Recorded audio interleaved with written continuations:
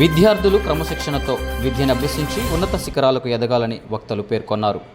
పల్నాడు జిల్లా నాదెండ్ల మండలం చిరుమామిళ్ల గ్రామంలో గురువారం ప్రభుత్వం నిర్వహించిన మెగా ఉపాధ్యాయుల తల్లిదండ్రుల ఆత్మీయ సమావేశం శ్రీ నడికట్టు రామిరెడ్డి జిల్లా పరిషత్ ఉన్నత పాఠశాలలో జరిగింది.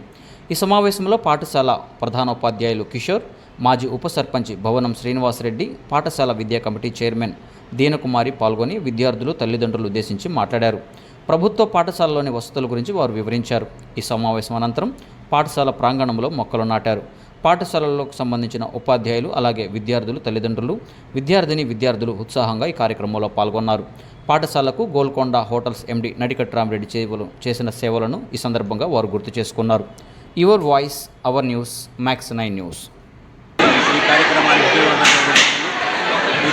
యొక్క ప్రధాన ఉద్దేశమైనటువంటి ప్రభుత్వ పాఠశాలల ఆవశ్యకత, ప్రభుత్వం విద్యార్థులకు అందించేటువంటి వివిధ రకాల సదుపాయాలు సౌకర్యాల గురించి పెద్దలు మరియు తల్లిదండ్రులతో చర్చించడం జరిగింది.